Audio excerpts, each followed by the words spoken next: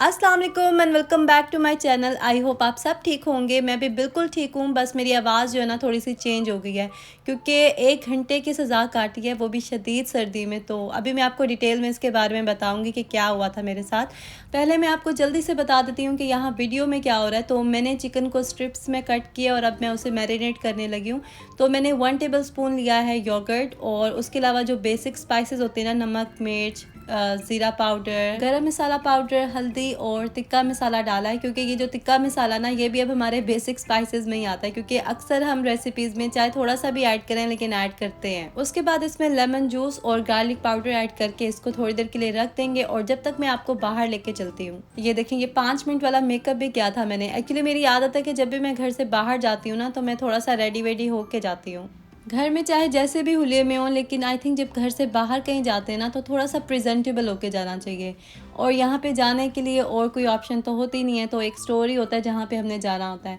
और आज मैं आपको लेके जाऊँगी बेस्ट बाय, जहाँ पे मुझे भी गए हुए आई थिंक 2 ईयर्स तो हो गए होंगे। यहाँ पे सारी इलेक्ट्रॉनिक्स होती हैं और क्वालिटी भी इनकी अच्छी होती है। तो जब भी हमने कोई इस तरह की चीज़ लेनी हो, हम यहीं से लेते हैं। अभी हमने 1-2 चीज़ें लेनी थी, तो इसलिए हम आए थे। घर से बाहर निकलो ना, तो चेहरा ऐसे जैसे खिल सा जाता है, आंखों में चमक आ जाती है और चेहरे पे मुस्कुराहट बिखर जाती है। और किस किस के साथ ऐसा होता है, मुझे ज़रूर कमेंट करके बताइएगा। अब यहाँ पे कोई रिलेटिव्स तो हैं नहीं जिनके घर जाया जाए, तो यही स्टोर्स ही हैं जहाँ पे आके हम अपना दिल बहला लेते हैं। मुझे वैसे वो लोग इतने खुशकिस्मत लगते हैं ना, जिनका मेका उसी सिटी में होता है जहाँ पे वो रहते हैं। मतलब कितने मज़े होते होंगे ना, जब चाहो चले जाओ। वैसे यूजुअली एक दिन फिक्स होता है और उसी दिन ही जाना होता है। और अगर दूसरी बहनें भी मैरिड हो ना, तो सब लोग एक ही दिन अपनी अम्मी के घर इकट्ठे होते हैं। वैसे मैंने सुना है कि जिनकी आपस में बनती नहीं है ना, वो लोग फिर दिन चेंज करके जाते हैं। मैं भी यहीं से कंटिन्यू करती हूँ। पहले मैं आपको ये लग्जरी सा किचन दिखा देती हूँ, जो मुझे इतना अच्छा लग रहा था। मतलब हर चीज़ यहाँ पे मौजूद थी ज़रूरत की। और मैं सोच रही थी कि किचन होना तो बस ऐसा हो, वरना ना हो। क्योंकि आधी ज़िंदगी तो हम लेडीज़ के किचन में ही गुजर जाती है, और किचन अच्छा हो ना, तो दिल भी करता है कुकिंग करने का। ये फ्रिज चेक करें ज़रा, फुल साइज़ में है और अच्छी खासी कैपेसिटी है इसमें। मैंने वैसे जब भी फ्रिज लेना है ना, इसी स्टाइल में ही लेना है इंशाल्लाह। हमने एक्चुअली दूसरी स्टेट में मूव होना है इन फ्यूचर, तो जब मैं वहाँ जाऊँगी ना, तो फिर लूँगी। अभी बस आंखें ठंडी करके ही गुजारा कर लेते हैं। अच्छा, मैं बात कर रही थी कि जब मैं पाकिस्तान में थी ना, तो मैं लाहौर में होती थी और मेरी अम्मी लोगों का घर जो है वो मुल्तान में है। तो मैंने ये चीज़ ना एक्सपीरियंस ही नहीं की कि जब जाओ अम्मी के घर जाओ और पूरा दिन मज़े से गुजार के आओ। क्योंकि मेरा चक्कर कुछ महीनों के बाद लगता था मुल्तान में। वैसे ये कि जब मैं जाती थी ना, तो प्रोटोकॉल ठीक ठाक मिलता था। वो कहते हैं ना कि कदर खो देता है अपनी ये रोज़ का आना जाना। अब तो मैं सोचती हूँ कि जब मैं इतने सालों के बाद जाऊँगी, तो बात ही कुछ और होगी इंशाल्लाह। खैर, ख़्यालों की दुनिया से बाहर आ जाते हैं और वो काम कर लेते हैं जो करने के लिए मैं यहाँ आई थी। तो मैंने यूट्यूब के लिए कुछ चीज़ें लेनी थी। मैं घर जाके आपको दिखाऊँगी कि मैंने क्या लिया था। पहले मैं आपको जल्दी से गाइड कर देती हूँ, क्योंकि कुछ लोग मुझसे पूछ रहे थे कि हमने अपना चैनल स्टार्ट करना है, तो हमें किन-किन चीज़ों की ज़रूरत है। तो टू बी ऑनेस्ट, आपको कुछ भी एक्सपेंसिव लेने की ज़रूरत नहीं है। आपके पास जो भी फ़ोन है, आप उसी से ही वीडियो बनाएँ। और एक ट्राइपॉड ले लें, वो भी रीज़नेबल प्राइस में, क्योंकि इस सिचुएशन में ना बहुत मुश्किल है न्यू चैनल्स का ग्रो करना, क्योंकि ऑलरेडी इतना ज़्यादा कंपटीशन है। तो नए चैनल जिनके भी हैं ना, उन्हें बहुत टफ टाइम मिल रहा है। इवन कि जिनके पुराने चैनल है ना, उन्हें भी इतनी स्ट्रगल करनी पड़ रही है। तो इन हालात में मैं कहूँगी कि अगर आपने इन्वेस्ट करना है, तो अपने यूट्यूब चैनल को प्रमोट करने में इन्वेस्ट करें। इन चीज़ों में इन्वेस्ट करने की बिल्कुल भी ज़रूरत नहीं है। अच्छा जी, घर वापस आके अब मैं डिनर रेडी कर रही हूँ। तो मैंने थोड़ा-सा ऑयल लिया और जो चिकन मैरिनेट करके रखा था ना, वो मैं इसमें कुक कर लूँगी। मेरे पास शिमला मिर्च थी, तो मैंने उसको चॉप कर लिया और साथ में अनियन भी कट कर लिए हैं। एक्चुअली मैं बर्गर बनाने लगी हूँ, वो भी थोड़े से डिफरेंट स्टाइल का, क्योंकि डिनर में ना समझ नहीं आता कि क्या बनाएँ रोज़, और कुछ ऐसा होना चाहिए कि जो क्विक भी हो और मज़े का भी हो, कि बच्चे भी शौक से खा लें। तो मैं यूजुअली चिकन के साथ ही कोई एक्सपेरिमेंट करके ना जल्दी से कुछ बना लेती हूँ, क्योंकि डिनर के लिए ना चिकन जो है वो बेस्ट ऑप्शन है। और साथ में जो भी वेजिटेबल्स हों घर में, मैं वो ऐड करके उसे थोड़ा सा हेल्दी टच दे के तो बना लेती हूँ। अभी मैंने इसमें थोड़ा सा सॉल्ट ऐड किया, क्योंकि मुझे कम लग रहा था। और साथ में मैंने इसमें काली मिर्च, ओरिगैनो और ये इटालियन मेरे पास हर्ब्स हैं, ये भी ऐड करती हूँ मैं। इससे बहुत मज़े का फ्लेवर आ जाता है। अब मैं इसमें थोड़ी सी केचप और लास्ट में फिर चीज़ ऐड कर दूँगी, ताकि ये थोड़ा सा क्रीमी हो जाए और ड्राई ना हो। मैंने अभी थोड़ा ही चिकन लिया है, बाकी चिकन फ्रिज में है। कल मैं उससे शवारमा बनाऊँगी क्योंकि काफ़ी दिनों से ना मेरा इतना दिल कर रहा था शवारमा खाने का। और आज मैंने वैसे शवारमा ही बनाना था, लेकिन उसमें टाइम थोड़ा ज़्यादा लगता है क्योंकि उसकी डो बनाओ, फिर सॉस बनाओ। तो इसलिए फिर मैंने सोचा आज ये क्विक सा कुछ बना लेती हूँ। कल डिटेल में फिर उसकी मैं वीडियो भी बनाऊँगी और फिर आगे आपके साथ शेयर भी करूँगी। मेरे पास बर्गर बन 2 ही थे, तो मैंने बाकी जो फिलिंग थी वो ब्रेड में डाल के तो अपने लिए सैंडविच बना लिया था। और इतना मज़े का सॉफ्ट सा चिकन बना था ना कि बच्चों ने भी शौक से खाया था। एक तो आजकल मेरे बच्चे इतनी मुश्किल से कुछ खाते हैं ना, मतलब कोई भी सिंपल चीज़ का नाम लूँ ना तो स्ट्रेट नो बोलते हैं। तो बस फिर इसी तरह से कुछ नया बना के दो तो फिर ये है कि आराम से खा लेते हैं। घर का वैसे कुछ भी बनाओ ना, वो बाज़ार के अच्छे से अच्छे खाने से भी 100 टाइम्स बेटर होता है। तो कोशिश क्या करें, जो भी आपके बच्चे लाइक करते हैं आप घर पे ही उन्हें बना के दिया करें। अभी मैंने सुना है कि पाकिस्तान में बहुत ज़्यादा ट्रेंड हो गया बाहर से खाना खाने का। मतलब डिनर तो बहुत से लोगों ने बनाना ही छोड़ दिया है। तो कभी कभी खा लें तो ठीक है, लेकिन डेली रूटीन में अगर आप खाते हैं ना बाहर से लेके, तो उससे फिर बहुत सी हेल्थ प्रॉब्लम्स हो सकती हैं आपको फ्यूचर में।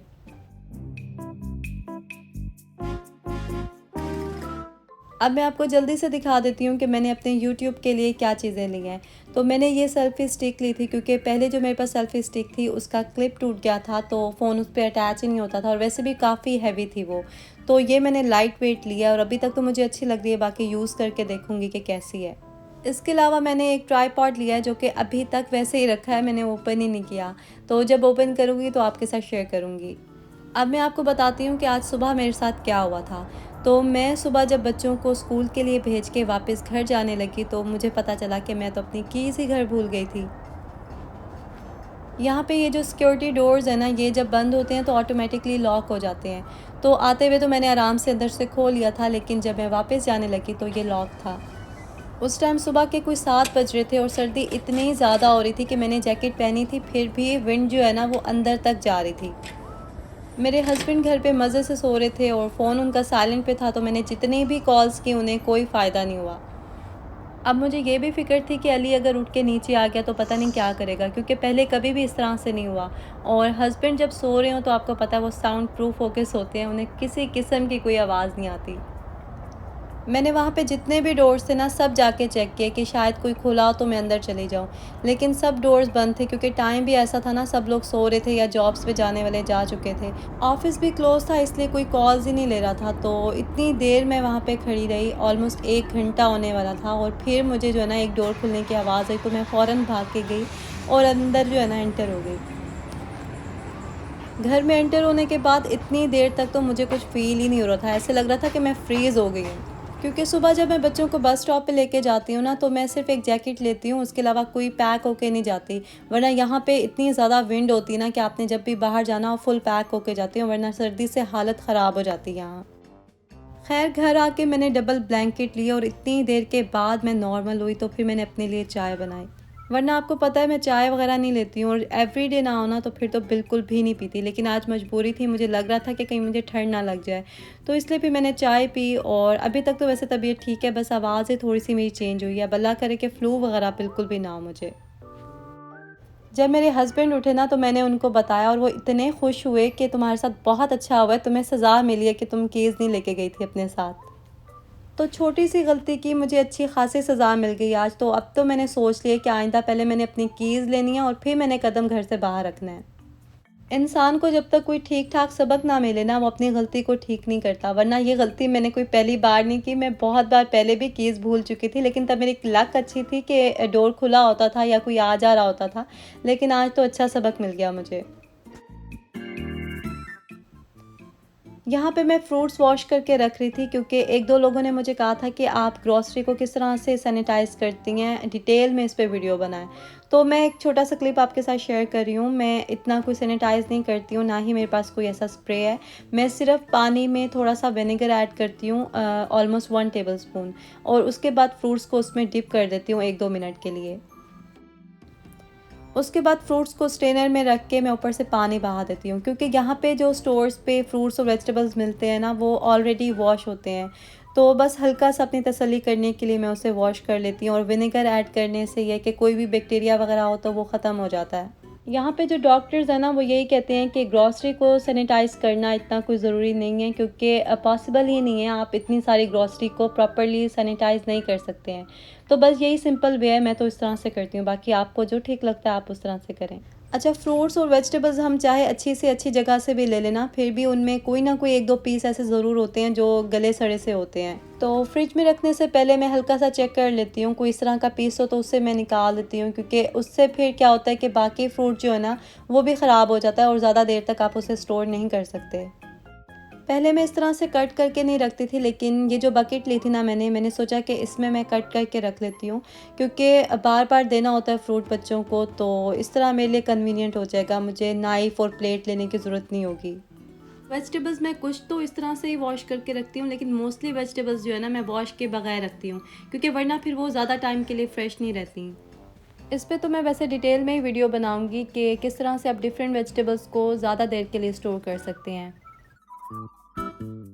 आज का व्लॉग बस यहीं तक था। अगर आपको अच्छा लगा हो तो लाइक और शेयर ज़रूर करें, और सब्सक्राइब नहीं किया है जिन्होंने वो जल्दी से सब्सक्राइब कर लें। आपसे बहुत जल्द मिलूँगी नए व्लॉग में। अपना ख्याल रखें। अल्लाह हाफ़िज़।